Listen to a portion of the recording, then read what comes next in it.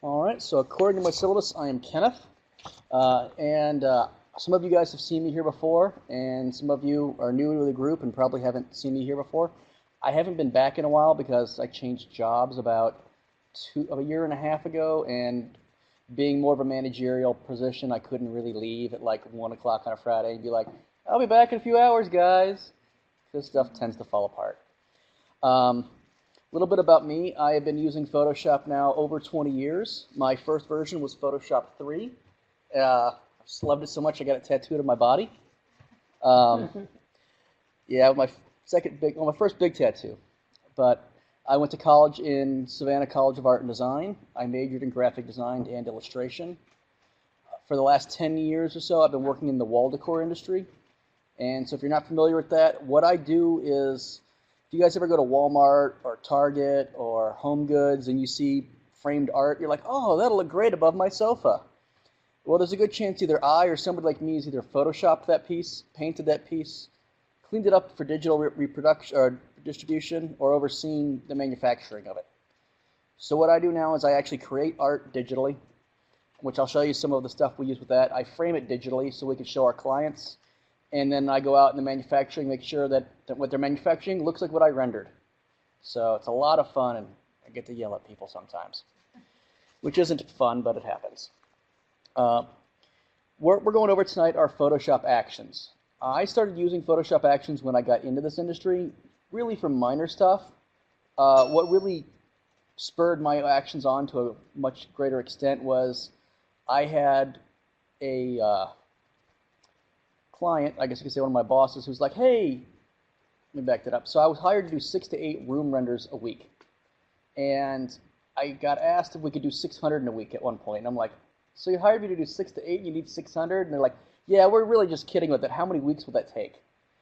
And I really hated doing room renders, which I'll show you guys what those are in a minute, because I find them really boring. And I decided to see if I could figure out a way to get Photoshop to do that through actions. And so what actions basically do is, it's kind of like Simon Says. They watch what you do and then they do it over and over and over again. It's a pretty simple explanation, but it can get really complex. So before we get started, has anybody here downloaded the actions on the Photoshop, on the Facebook group? So I'll be going over those actions tonight. Those are free to take. If you have any questions about them, let me know during the presentation, and I can help out. If it seems really complex, we'll loop back around to it at the end, and we'll figure this out.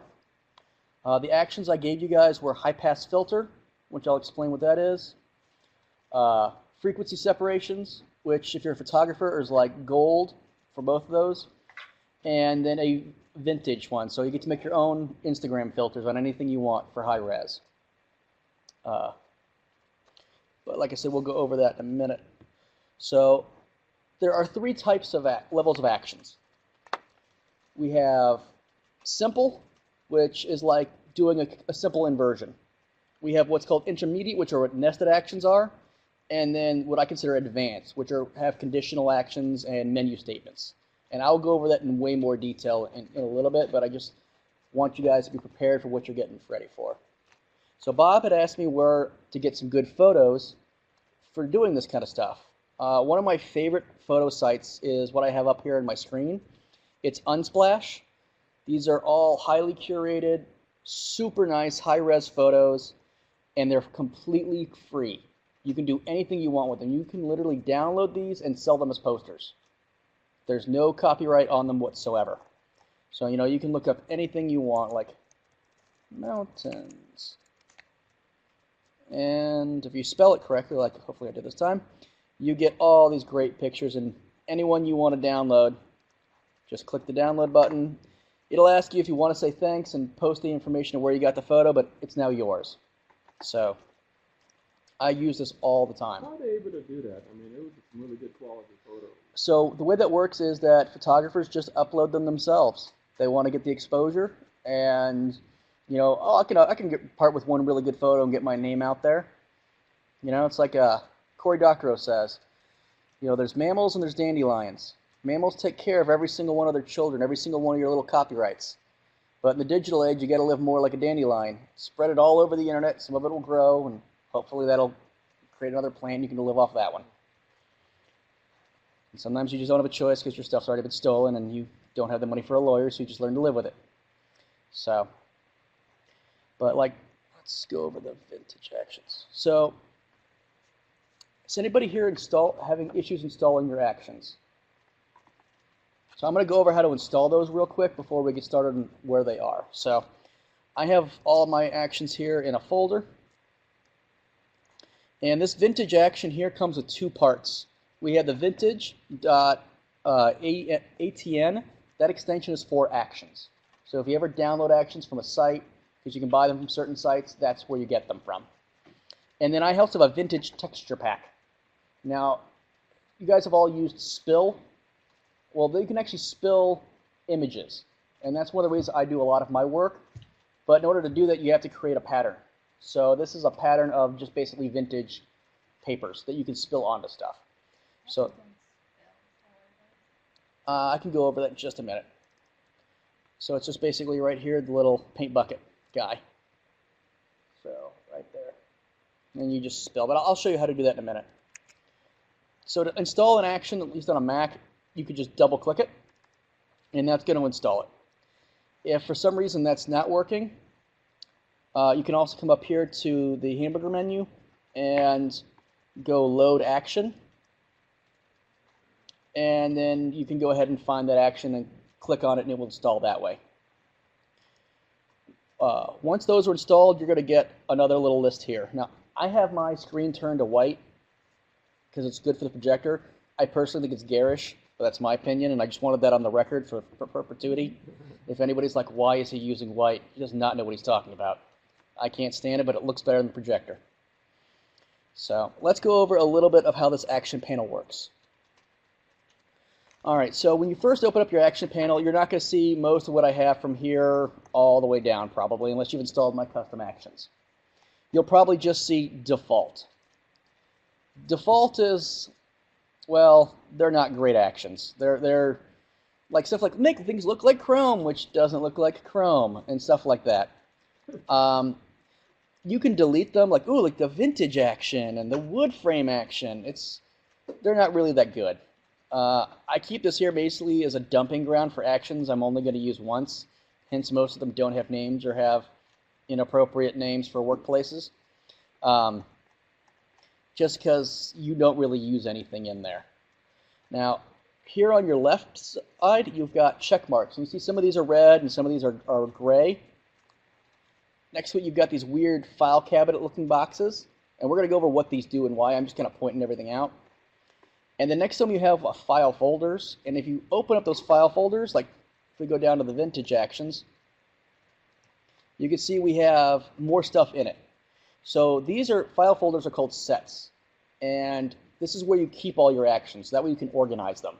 Because you don't, maybe you have certain actions for doing color adjustments, and certain actions for doing sizing, and certain actions for doing, I don't know, maybe inversions of colors. Whatever you want, however you want to break this down, there's no wrong way as long as you can navigate it and you're working by yourself. If you're working with a group of actions and everybody's sharing them, you might want to come up with a unified theory of how you guys do that. So inside of our action set, we actually have our actions themselves. So I'm going to go ahead and run the Sepia action right now. And you can see now we've got a nice looking vintage photo from when my grandfather hiked that mountain. But we also have ones that are just pure black and white, 30% color, and 30% color in sepia. And those are pretty simple. I mean, I'm going to run them real quick just so you can see them. So it's the black and white one is the same thing as the sepia, except for, yay, it's black and white. And then the color one is 30% color, so it kind of gives like a fake vintage look, like most of it's washed out.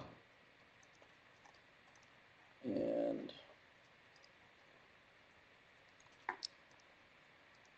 the sepia does this. Now, that's like, great, you can show me how to press a button, but I don't know how to write these yet. You had a question, Tom? Yeah, well, I just wonder if you can say a few words about how do you see the result? And I have a feeling you will have to undo one action before you run the next one. Yes. So just say a few words about that. Sure. So Because I see suddenly you have the layers there. yeah, we're gonna go through all how that's created in just a minute. Yeah. Uh, so one of the things Tom did mention is the fact that I kept having to go back and undo stuff. Now, if you look here, I've got a lot more stuff than I actually did. I like to keep my history what's called nonlinear. So has anybody here ever done like a lot of work on a piece of Photoshop, and then you want to step back a couple, like almost all the way to the beginning, and then you accidentally click the brush button, and you're like, no, it just overwrote everything, and I can't undo it. It's gone. It's all gone. Well, that's why I like to use nonlinear history. So what it does basically is, even if you go back, instead of erasing all the history from there, it continues to add on to the end. So that way you can, if I click back up here, you can see now we got the original sepia back again. Even though you guys saw me come back up here and go back to the original. To find that, you're going to want to go over to History Options and turn on Nonlinear History. If you're writing actions, it's really useful, especially when you're learning, just because you're going to make mistakes and you're going to figure out like, oh my God, what did I do? And you don't want to get rid of your history because, as we all know, if you get rid of your history, you'll never learn from it. Other thing I also like to do is automatically create new snapshot when saving. I have a lot of saves built into my actions, and that way I can go ahead and check stuff as I save it, just to see which version I liked. That way I don't have to keep a million different save files. Even though I'm saving over the same one over and over again, it'll create a new snapshot each time. But don't rely on those snapshots as like a hardcore save. If you close that file, those snapshots disappear. If you're not familiar with snapshots, it's just this little camera here. So I can now switch between these two back and forth. So, sorry, I'm just checking that. Okay, so let's go over the bottom part of this panel, and then we'll start seeing how to write actions. So, yes? No, snapshots are just basically kind of like a save state inside the file itself. Think of it as like a bookmark almost, that even if you exceed your history, because most histories have about default have 30 saves. I keep mine at around 150 because I use a lot of actions that have a lot of steps in them. If you go beyond that, you can't go behind that anymore. You can only go back 30 times in a normal save. And even if you go beyond that 30, that snapshot will stay where it's in there still. Does that make sense? So you have steps that save in like 30. Okay, so you have 30 parts in your history usually by default. And a snapshot, you can take it, and even if you exceed that 30, you can still go back to that spot. Let's think of it as like a bookmark. Like you'd say you had like a real long movie, and you put like a bookmark in the beginning part of the movie. Even though your player only goes back 30 minutes, you can still go back to like 10 minutes into the movie because you set a bookmark. So, all right. So what was it?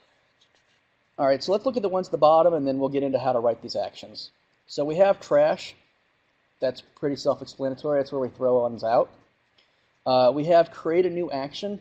Now, that'll create a new action in the set you are using. So if I went ahead and created a new one in Vintage, I can either have it here or there. It doesn't really matter. And I created new. I could put test. And we're actually going to put invert here. And you can see when you hit new action, it automatically goes into the record mode. So it's automatically going to start recording what you're doing. So we're going to hit stop for now because I'm going through all these, but we're going to come back to that. So next we have our set button. So if you want to create like a new set of actions, like if I came here and I was like, Adobe group, if I can spell, it'll create a new set called Adobe group. And then I can go ahead and create new actions in there and name them whatever I want. You just can't have loose actions, basically, is what I'm trying to say. The play button essentially triggers the action. The record button, let's say you get all the way through a piece and you're like, I really like the way this works. I want to put a save at the end. You can hit record and then you can continue to add to it. So even if you get like half of an action done and you're really happy with the way that works, you can take a break, hit stop, and come back, or come back. Maybe you have to. Maybe you're like, that works, but now I need to add an entire new feature set after that. So these aren't set in stone. Nothing in here is set in stone. Can you do? I thought the newer version of Photoshop allows you to do conditional actions. That's part of the advanced panel. We're going to get to that. Okay. I love it. Love conditional statements. Those things are awesome. These actions are not set in stone. What happens if you close it down? Okay, so these actions are saved into Photoshop. So unless your Photoshop crashes, they may have fixed that, but I know previously, let's say you write a really cool action and you're super proud of it, it works awesome. Immediately save anything you have open and close Photoshop. If Photoshop crashes, it doesn't always save your actions. Those are kind of like in a buffer that doesn't save to the hard drive until you've actually closed down Photoshop.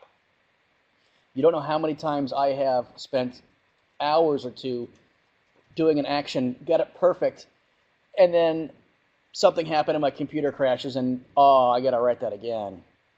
There's no auto recovery for actions. So that's really frustrating. So we're going to go ahead and create an invert action here, and then I'm going to kind of go through these actions and what they are and how they're working. So an invert is what I consider a simple action. The reason is that because it's only using one thing from the menu. It's not conditional on anything else. It's not pulling from anything else. It's just a really I consider a simple action. So I'm going to hit record here on my invert, and I'm going to hit Command-I, and I'm going to invert that mountain. And then I'm going to hit stop. So now you can see right here, it actually put the word invert in there because we inverted that. Now if I hit record again and, I don't know, maybe went up to filters and did Gaussian blur.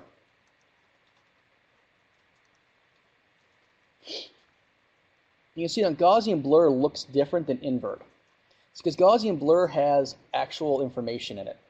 Like maybe you want to Gaussian blur something a lot of pixels or a little pixels. So it's going to give you some of the information on what you set that action to do. So you can actually read these actions yourself without having to like run them and try to figure out, what the heck did I do there? But you can see like invert doesn't have any options. When you invert something, you invert it. That's it. Now if you're looking at that and you're like, you know, I've gotten halfway through building this action. I think, you know, what I had here, 8.5 pixels is too much. You can double click on it and it's going to bring up that dialog box again.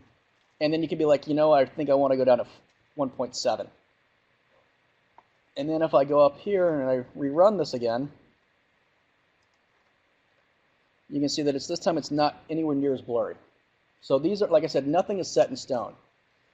Not only that, you can actually move these in the action. So let's say you're like, I really should probably do the Gaussian blur before I invert it, because maybe something's not working right. You can move these around in any order you want. Now the thing is, if something you do up here creates a new layer, and then down here it's selecting that layer, and you move that thing it's selecting the layer before you create it, it's not going to work. So, like for instance, let's go ahead and run this one. So let's go up and look at that sepia filter. So we have right here image size. And what it's going to do is it's going to go ahead and make this image 300 dpi. And the way it's going to do that is it's basically going to take off, it's going to basically take off resample. So it's going to take it, like say the photo was like 72 and it was, you know, 79 here, inches wide. It's just going to make that and scale it properly. It's not going to change the size of your photo. It's just going to make it 300 dpi. It's the same amount of pixels, you're just counting it differently. Does that make sense to everybody? Okay, cool. Huh? So dpi is dots per inch, or sometimes called ppi, or pixels per inch.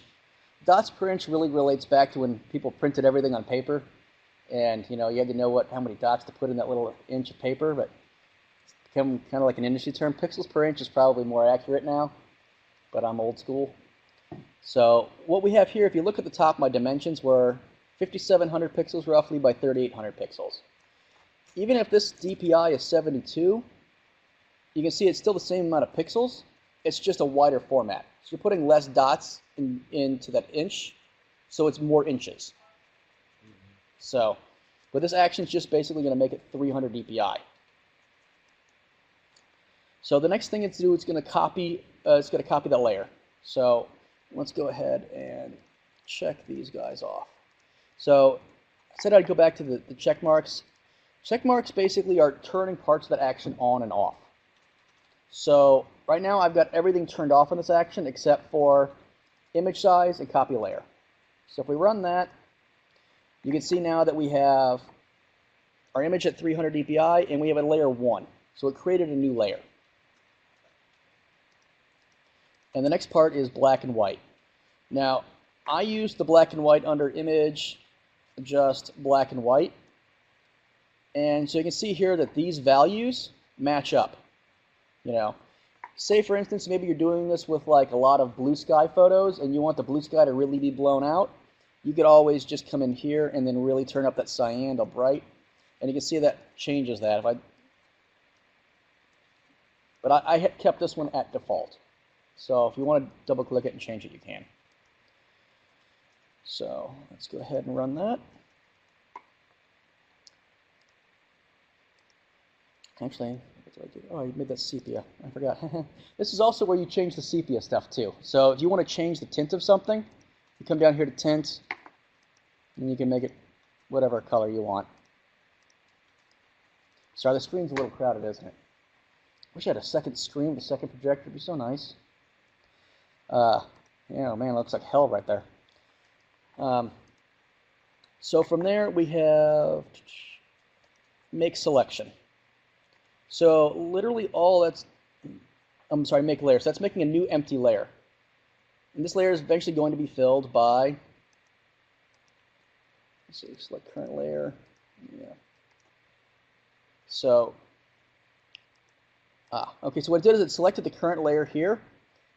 And you can see it took it to multiply. So if you come up here, you can hit multiply or screen or whatever like that.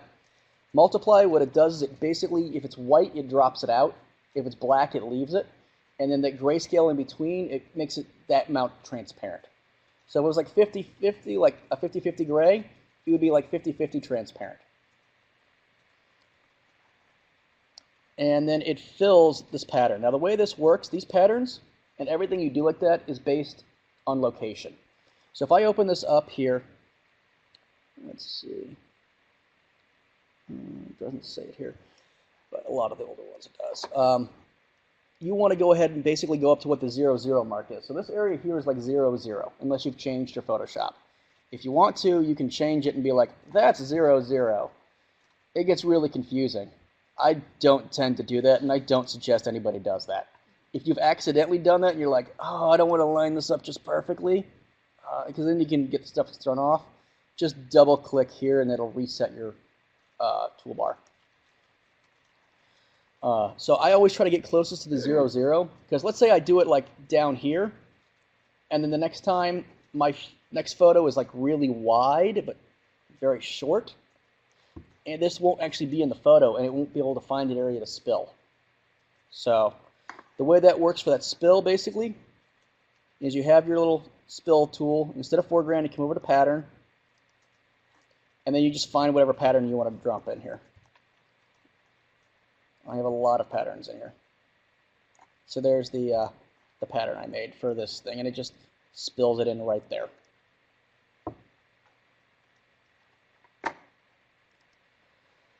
All right.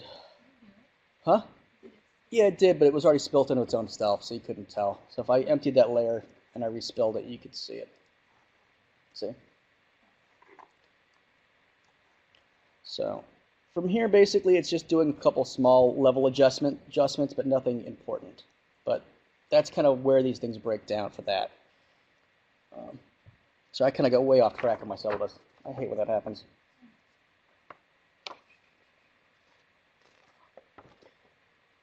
Okay. So these, for the most part, are what we consider like a simple action. I know this looks really complex with a lot of stuff in it, but for me, this is still a pretty simple action. In fact, even stuff like, let's see.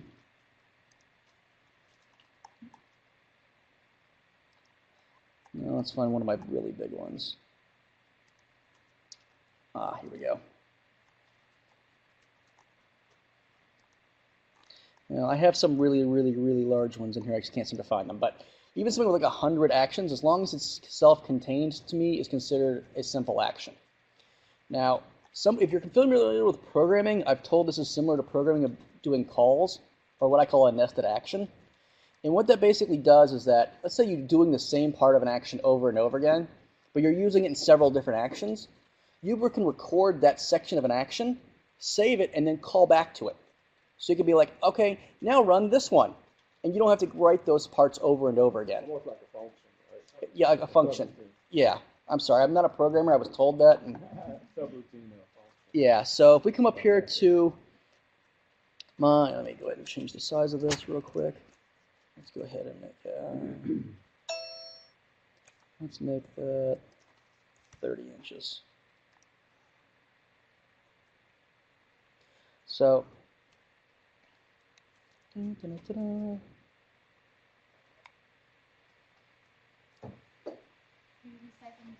yeah, this is just, you don't need to know this part. This is just for making sure it's big enough for the next part we're doing.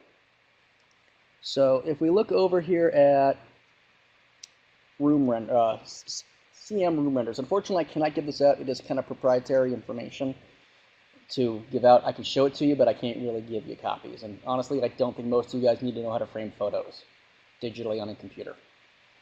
But you never know. Anyway, so if you look here, it looks like a complex action, and this is what I consider a nested or intermediate action. You see here it says play action 72 dpi of set auto action tools. This means it's going to go ahead and find the set auto action tools. And inside that set, find 72 dpi resize. So that's something I've done previously and recorded. So if we come up here to auto action tools, and we scroll through all my crap here, and we find resize 72 dpi, you can see that this flattens the image, it resizes it to 72 dpi, and then it plays action RGB out of the same folder. So this is actually a double nested action. So now if we follow that one, it's kind of like one of those, like, where's this thread going to stop? You can see under RGB, I've got convert mode, which converts the mode to RGB, from maybe it was CMYK, and then assigns it the profile for color management. Now the reason I have that is because where I work, we do everything in sRGB. So our printers are calibrated to sRGB. If I sent over something that was like RGB 1998, What is sRGB? there's just different standards for RGB and how the computer interpolates how many red, blue, and green pixels. Is that a higher standard sRGB? I don't remember what the S stands for. They're competing standards at that point. They're basically just international standards. That way the printers know how to talk to the computers and everybody knows how to display stuff properly. And, you know, it's a bunch of really annoying color management stuff.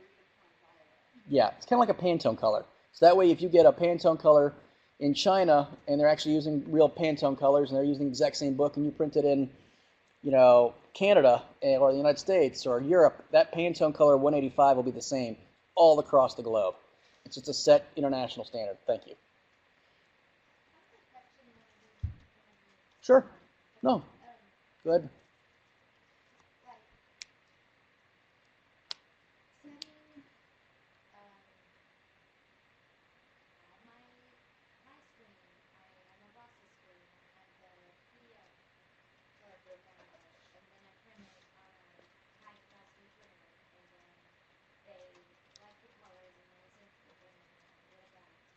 Let me guess, it doesn't match. Yes. So how do I reconcile, like, Well, what I'm seeing, what they're seeing, what comes back? you can ask your printer for what color profile they're using and make sure you're designing in that. Like, see, maybe they're printing everything in CMYK because it's an offset printer, and you're designing everything in RGB. CMYK has a color space of, let's say, the size of a baseball. You know, CMYK, it's good, it's nice gamut. But RGB has got one that's the size of a basketball, basically. Maybe not quite that large compared to it, but it's much larger. So you can hit colors in RGB that are not possible in CMYK. A lot of vibrant reds, a lot of vibrant greens. Your safer ones like yellows are usually pretty good, but you may be able to see something on your printer because the printer you have in a lot of offices are RGB, and so they'll take it fine. Or sometimes even 6-color printers, like I have at my office. And they have an even larger gamut. They've got like beach ball size gamuts with 6-color ones. But if you try to run that 6-color file that looks amazing on a 4-color machine like CMYK, it's not going to look so good. So, but like, I mean, should I direct people to refer to like the digital versus the print? Or Well, usually when I go ahead and send stuff out to press, I will have a printer's proof, and I will be like, these are the colors you need to match. If it doesn't come back that way, please let me know. And that way they have a proof they know they need to match. But contacting your printer to make sure you're using the same color space to design in, super important. Like I said, if you're designing an RGB and they're printing in CMYK, it doesn't matter how good you make it look on your printer, they may not be able to match it. Just because, you know, it's just not going to work. Kind of like I'm going to take my Honda Corolla out to NASCAR, I'm just not going to win. Doesn't matter how much I soup it up, it ain't going to happen. So, but we can go over more of that after the class if you'd like. So, anyway, a nested action basically does a function or calls back to another action. And it basically can save you a lot of time. When I wrote what I call my render-o-matic, which basically does room renders and stuff, it took me 2,700 lines of Photoshop code to build the entire system out. But that's also because a lot of it I used over and over and over again, because if you look at all of these actions here, they all use that 72 DPI one. And there's a lot of interchangeable parts in these, which makes it easier, because it kind of makes your actions modular then. So then it's kind of like, well, I need this Lego block, I need that Lego block, and I need this Lego block, and boom, I'm done. Instead of going through and like rewriting it and trying to remember how you did everything. Which has got some good things and some bad things. It's kind of like also like saving your password. Sometimes forget what it is because it's always autofilled, and you can't remember how to do it. Before I forget, what did you say? I guess you were going to mention that. What is the difference between a red and a gray check? Okay, so if I go ahead and turn something off here, you can see that this gray check became a red check. That just lets me know that that action's got certain sub parts of that action that are turned off. Okay. And also, let's say we have like, let me find one here.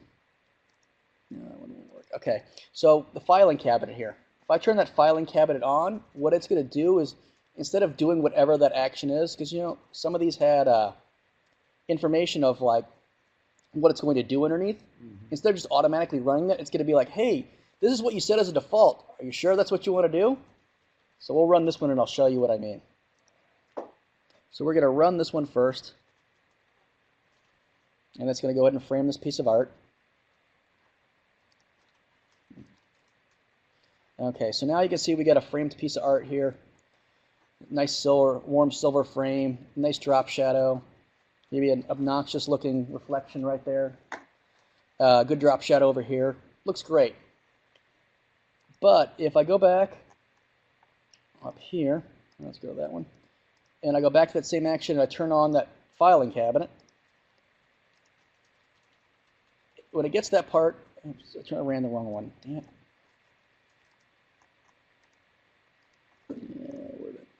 Here we go. When I run that one, it's going to come up with a dialog box. Hey, are you sure you wanted to do negative 1.5 by negative 1.5? And you're like, no, you know what? I need to do 7.5 on this one. Now, that's not going to change the action. So next time I run this action, it's going to say, do you want to do negative 1.5 again? This is a temporary for this run only adjustment. So you don't need to worry about messing up your action by going, no, this time I need to do 3. And then you forget about it next time when you're running. You're like, why is everything so small? No, it's not going to happen. So, well, so when you frame a piece of art, you've got two parts of a frame. You've got the outside part of a frame, and then you've got like a lip. So that way when you put the art on the frame, it covers it, and it's going to cover like a certain portion of the art. And what my script does is it actually sucks in part of the art, so that way it mimics the idea of what we call a rabbit, or the lip on the frame. So if you ever go back to your house and you look at your framed art, you can actually see the glass goes underneath the molding, and so does part of the picture. And so that's why you have a rabbit, or that's what the action does, it takes in part of that. I know this is really industry specific, and we can always at the end of this go over other uses for actions that you guys might have, but it's all I know how to do at this point.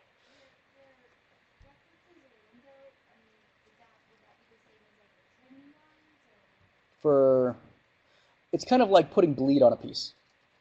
So like you design out, like your show area is maybe 1620, but you go ahead and print it at like 16.5 by 20.5 because you lose a 1/4 inch of bleed. That kind of idea. So this takes that into account and shows what will be shown correct. after the Correct. So now the thing is, if you look right here in this action, you know, a lot of these parts look really the same in a lot of these. what I have that changes is actually this fill. So this fill actually is the color of the frame. So let's say I get a new frame. I can literally duplicate this, play it to this point, pause it, or turn off the rest of them, and it's going to stop there, hit the record button, put in a new frame there, and then hit stop, and now I've made a new action for a different frame, because this entire thing is module. So you don't have to worry about finding that one little spot in there. It makes it easy to find these things, and that's why I like module or nested actions. So we're going to go ahead and do that really quick, just so I can show you what I mean and how simple that makes things.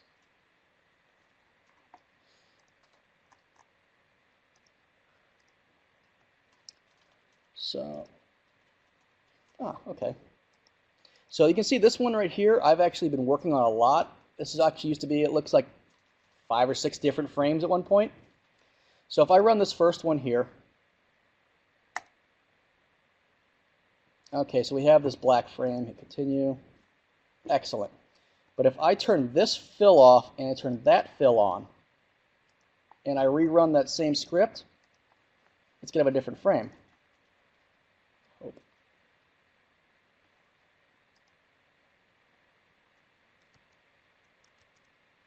So it's got a much smaller frame on it now. So the entire thing was just module, basically, in the way it's done.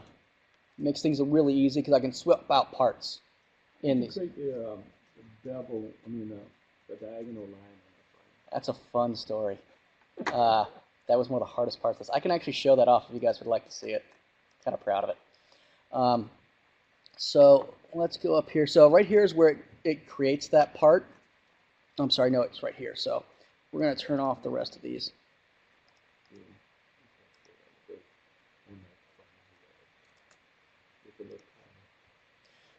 So the way this system works, because I couldn't figure out a good way to do it, is that I go ahead and I size the art to 72 dpi. Everything is sized to 72 dpi in this because we have it built for web-ready stuff. And then what I do is I go ahead and I'll add on the size of the frame molding on the outside. So maybe it's a 2-inch molding. I'll add the 2 inches all the way around it. From there, I take the image and I literally add 50 inches to that from here. So, just go into here, 50. And, it basically extends that out. From there, I actually record a selection, which you see here. And then I go ahead and I fill it. And that's literally like a big stick of molding like you would actually use in real framing. And let's see. From there, what I do is play part 3. Let's go up to part 3 and we can look at that real quick. Which part 3 was that? Part 3, 1.25. Custom, what is that from? Auto action substrates. Naming it's really important when you have this many actions, by the way. When you have 1 or 2, it's cool to name them something funny. And then when you have like 250 of them, you're like, oh my god, which one was the cow? I don't remember which one the cow was. Those are just molding styles. So when I tell the guys in the back, pull 737 GRB, they know which molding to pull. Nothing you'll actually ever need to use. Let's see. I want to add an auto action substrates. Where's my substrate folder? There's my substrate folder. 1.25. So you can see here I've got part 1 for all the different molding widths. Part 2 is the fill, and then we're looking for part 3. Here we go.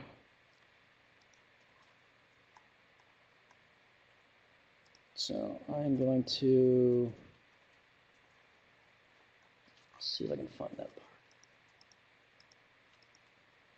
Yeah. So literally what it's doing is it's going to come into this area here, and I'm just going to go ahead and create a snapshot, and then we'll run it.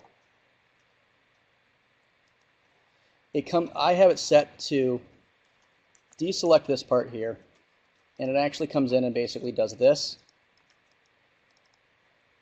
and deletes it. And then from there, it's going to take everything, it's going to reduce that down by 50 inches, so it's going to basically come back in here, do the -50, select all, copy it, and then it's going to go up to here, rotate the image clockwise. Oh, actually, it's counterclockwise. And then it's going to paste it right into the same spot.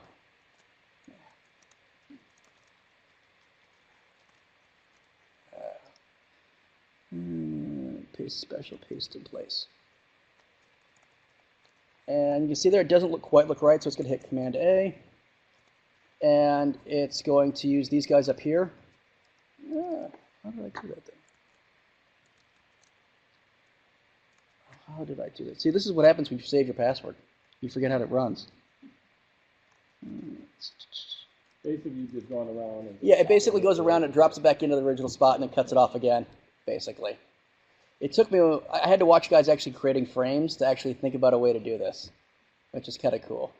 But at the end of the day, it'll go ahead and let's go back to here and we'll actually run it. Oh, you know what I can do? I can have it run it slowly. No, you're fine. I love questions. So,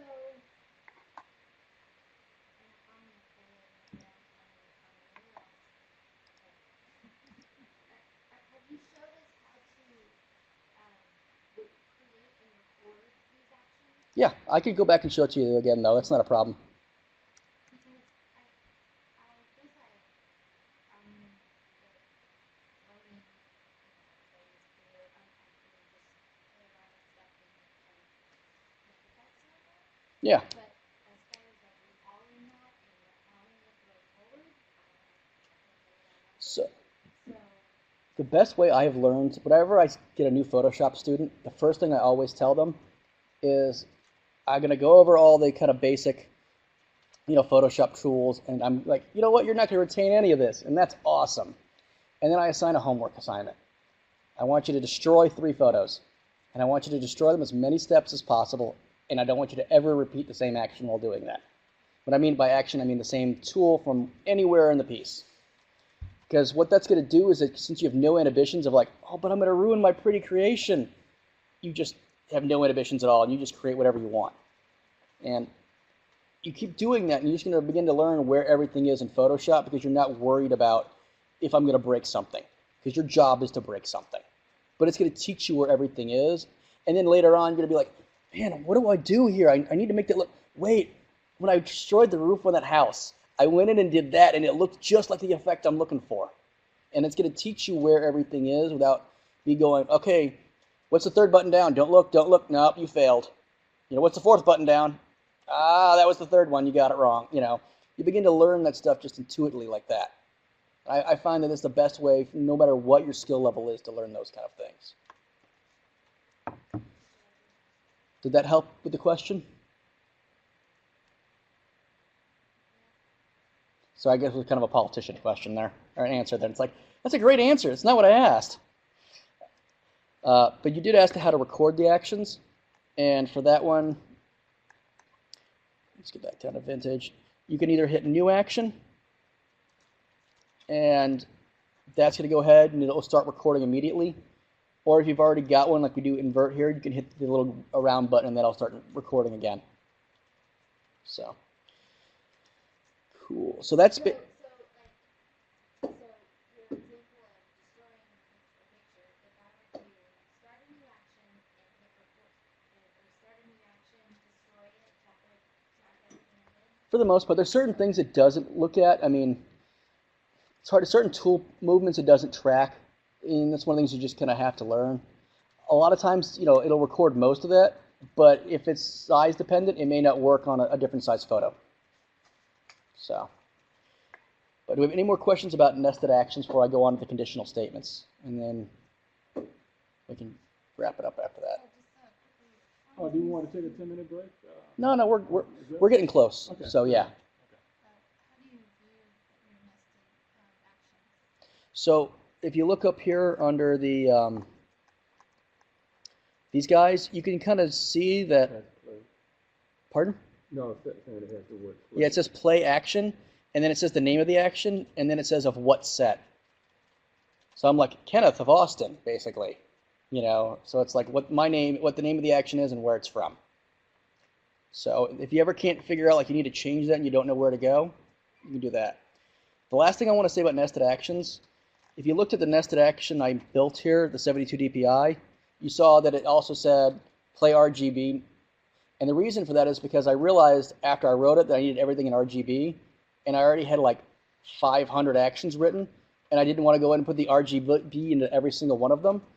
But since it was a nested action, I could add that to the first part of the first action, and then I didn't have to worry about it for all of them because it cascaded down to them all. So, which is really nice, you know, it takes care of that then for you. So, last one I want to do is we're going to do a conditional action. So alternative to doing nested actions, you could just do multiple actions and activate them. Yes, you can write those actions in chunks, and then you can hit record, and then go up and play each action. So like for instance, if I wanted to go ahead and make this a nested action, I could hit record here, and then hit play sepia. And it's going to go ahead and play the sepia action inside that there. So now you can see it says, set action sepia of vintage actions. So you created a new action. Well, I added to that action. But you can actually create, you can just hit like new action. And then you can actually say, play sepia. And then that's going to play the sepia action inside that action. Okay. So we're going to create a new action down here for this. So this was like a godsend to me when I found this because I had been so frustrated. I was sorting out photos that were horizontal and vertical for doing different stuff to them. And for previous to this, I would go ahead over here to like, you know, what do you call it? My Explorer, or I'm sorry, my Finder, and I'd be like, okay, well, you're horizontal, and you're horizontal, and you're horizontal, you're horizontal, and I'd go ahead and I'd group them into folders, and that worked great when you've got 21 photos. When you have 500 photos, you're like, give me an hour or two, and you're like, oh man, I accidentally clicked in the wrong area. I gotta start over. God damn it, you know what I mean? So I'm like, there's got to be a way to do this, and that's when I discovered conditional actions. So the way you find conditional actions is you have your action, you make a new one, or if you've already got one, you hit record. And you come up to the hamburger menu, and we've got conditional actions.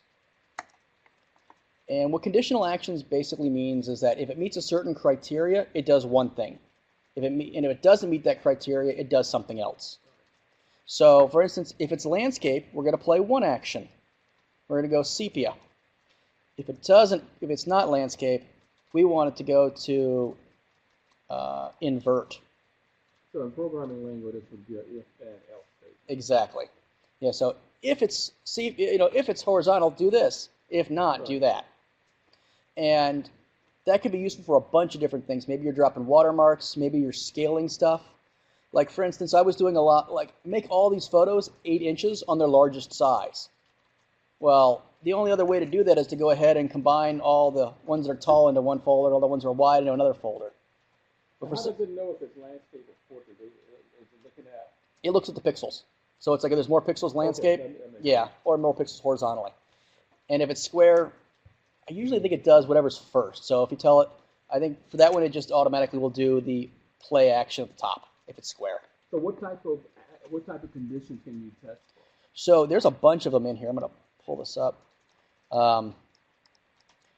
So we have, if it's square, you can do different actions like RGB, like maybe like for instance, like for your projects, maybe you're converting all these photos to CMYK, but you don't want to do that to the RGB ones because you want to keep them in a separate folder and not mess with them. You could actually be, if it's RGB, then do this action. If it's not, do that action. Mm-hmm. So that could be really useful. You can actually even just use this to sort stuff too, like because you can be like, action 1, save into this folder. Action 2, save into that folder.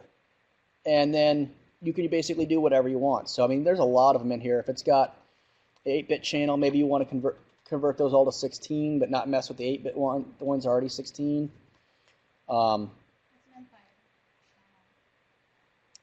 It's basically how much color you have in the document.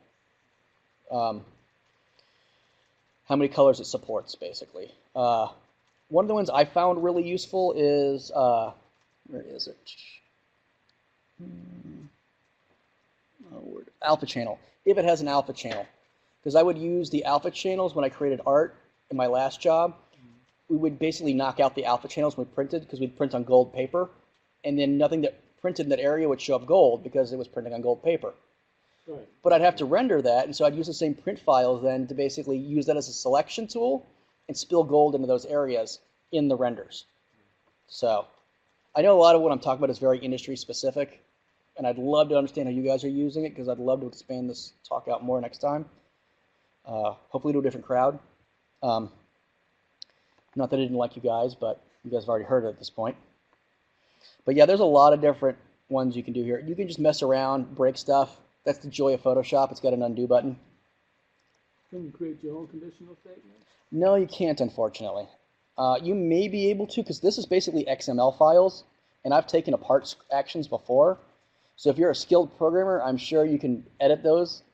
I'm not a skilled programmer, so I've only done very basic edits, like changing file names of certain calls. I'm sure Bob probably could do something a lot more interesting with these than I could, if he got into them. But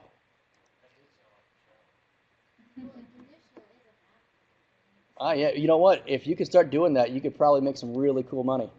People love custom scripts like that. And the people that use these are hardcore about them. So, but let's go ahead and do this one right here if it's landscape. And let's go ahead and hit stop. Now the cool thing is, let's say I have my conditional statement already here, right? Even though it's calling these other two actions, I can still keep doing stuff after that. And so it's going to basically do whatever is in that if, and then come back to that action. So if I come up here and I say, I don't know, maybe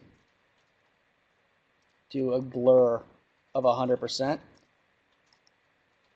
it's going to go ahead and do what that conditional statement and come back and then do the blur afterward. So which is kind of cool. So I'm going to turn that off. We're going to turn this one off here just to do ahead and do an invert. And then we're going to come up to one more thing. So the really cool thing about running large batch actions is if you go up to File, Scripts, Image Processor. I love Image Processor. It's my favorite thing other than actions in Photoshop because it allows me to use my actions. So the way this works is you have your first area up here, and you can go ahead and you've got use open images, which I've never used. I'll be honest, I've never really used it. And include all subfolders. Now, the reason you might want to do that is maybe you've got a folder with lots of subfolders in it with different images like family photos, photos of work, photos of my dog, photos of mountains, photos of whatever, it doesn't matter. It's going to go into those folders and run this action as well, which is cool because in part 2, you can go ahead and tell it to keep that same folder structure. So maybe you want to take all those vacation photos you have and make thumbnails of them really quickly and then send them out to somebody so they can pick from those. It'll keep all that structure. So maybe all your family photos will still be in a family photos folder. They'll just be JPEG. They'll be little thumbnails. So it makes things easier. It's really good for processing up proofs to people. Like if you're a wedding photographer or something and you broke it down to like, you know, rehearsal dinner, wedding, you know, after party, you know, that kind of thing. So that's really good. You can do the same location, which means it'll create a folder inside where those originally come from with your converted images. Or you can be like, no, I want to put these in a certain spot on my server or on my desktop or whatever like that. I'm going to go ahead and just keep the same location. Now, unlike McDonald's, you have to get everything from all of these menus, or else it won't run, except for menu 4. Menu 4 is optional. You've got to tell it what file format you want to save in. So maybe you're using layered files already, and you just want to make them smaller. You have to basically choose PSD or TIFF. Now the thing is, if you do JPEG as well, since the hierarchy for this is, when it exports that JPEG, it's going to flatten that image before it does anything, and your PSDs and your TIFFs will be flattened. So if you do need it in JPEG and TIFF, or JPEG and PSD, run them separately, because it's going to flatten them and you're going to lose all your layers. Do JPEG separately from the PSD and TIFF? Right. So I'm just going to keep JPEG on for this one. Now you don't have to resize this, but like say you want to make thumbnails like we were talking about, you can resize them to 1,000 pixels at their widest size, or 1,200 pixels. You can make it whatever you want, which is kind of nice because that way you don't have to write horizontal or landscape. It just do that part for you. Now in part 4, here's where you select your actions. Now if I go down here to vintage, and I go down to this action here, which is the conditional action we created, which I should have named, it's going to run that conditional action. So I'm going to run that. It shouldn't take too long. It's only like 20 photos, and I didn't do anything super heavy with them. No source files were found. So that's what happens when you basically don't select the folder or there's no images in that folder. This thing is a pain in the butt to stop once it gets started, kind of like a freight train. So make sure you select that folder properly, or if you have a folder with like 5,000 images, you're going to be sitting there a while. Consequently, if that does happen, you can always change the name of the folder in your computer, and then it'll break the action from running. You'll be like, I can't find anything. All of a sudden, it's like, yeah, I know. So let's go ahead and run these. So you can see it's actually running all the actions from each one inside of here. This is going to take probably a minute or two. Sorry if I'm a little rusty. It's been a while since I did this. I wish I could... You can adjust the speed on so oh, that's why it's running so slow. Okay. Yeah, because I turned that I slowed that down to show something else off. So like I said, if you do want to stop it,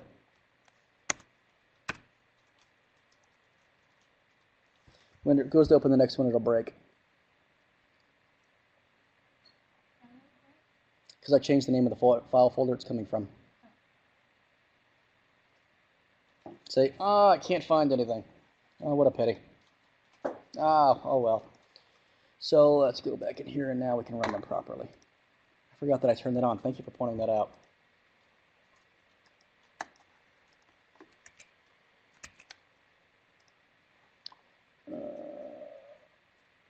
Playback options. Accelerated. So accelerated basically means it runs as fast as your computer can run it. Step by step is what you do when you're teaching. Right. And if you really want to really frustrate somebody, go into their computer and turn pause on and turn it on for like 2 seconds, because anything more, they'll notice something is wrong. But 2 seconds, you're like, man, my computer's running so slow.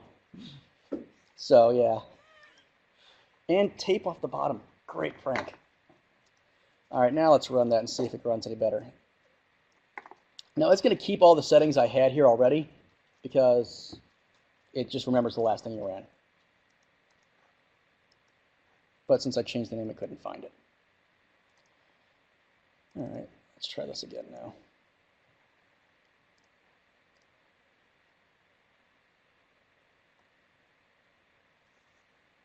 Oh, it's still running kind of slow. All right, so as it runs those, we're going to go over here to the JPEG folder. And you can see now it's running these photos, and it's just going to drop these in here like, wow, my son got a Switch game in the year 1800. So it's just going to continue to drop these in over and over. Now you see, it actually, if you look at the file names here, since I'd already run it, it put an _1 on because it didn't want to overwrite that file, which is really useful if you're like got a lot of similar named files and you forget to change the save location. So since it ran files into this folder already once, it put an _1 at the end of the file name, so it didn't overwrite that file, which is really nice when it starts doing stuff. So, but yeah, so it's going to run that continue to run that conditional state, and we don't need to watch all these because it will take forever. Apparently, my computer is running very slow. So that's basically all I had written out for my examples. Did anybody have any questions or something I didn't cover they wished I would have? You're not going to insult me, trust me, I promise. No, absolutely don't want to insult you. I'm doing the presentation here along now, February presentation, and I'm going to talk about InDesign and workflows. And watching you, I really want to, based on a recent book project I've been working on that was published just before Christmas. It's a cookbook for children. It's like tons of images. There's so many images you want to read. The author learned how to, she took a class and learned how to do, food pictures and stuff. So for every recipe, I had like 50 to 100 pictures. Jeez. And I didn't want to process too many pictures, so I just used, when I was laying out the book, I was using the JPEGs, unedited, just the raw images of JPEGs. Yeah. And when I was done, of course, I had a book layout where I had to optimize all those images and edit all those images. And that's when using Photoshop that lets me automate that process. And I had it stopped for levels and contrast and stuff, so I can build them what you've been doing today. I'm going to show that a month from now. But also how that works with InDesign, because suddenly I have a set of files in a different folder Right. with the same file name, but with a different file extension, PSD, with layers and everything, right? Right. And how do I get InDesign to switch from those raw images that are in this folder or in 20 different folders and pick those process images and replace them and leave the cropping? That's what I'm going to do. So, We'll talk about 1 month from now. I mean, I would suggest I'm pretty sure you figured it out, but Oh, I know exactly how I did it. yeah, I was gonna say I would just go ahead and package it and then save all my JPEGs over as Yeah, there's even, that's an obvious way to Yeah. do it, yeah. But you can also, then you will have all your JPEGs in one folder and you can process them. yeah. But you can even use Bridge and just go to those JPEGs and copy them. You don't even have to make a package. Yeah, Bridge.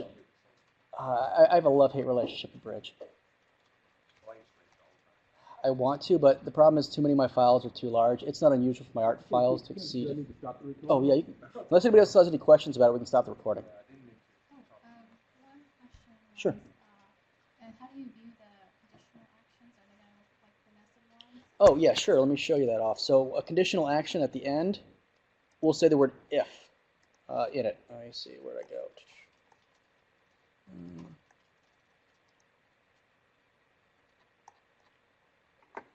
Here we go. So it'll just say if. So if I open up the if, you can see that it says it'll basically tell you what it's doing if. So. And then where do you pull up the action panel? Got it. So if you don't see this little triangle here, you can come up to Window, Actions, and that'll pop it open, or it'll actually add it on your screen if it's not there. So let me just go ahead and get rid of it real quick, and you can see what I mean.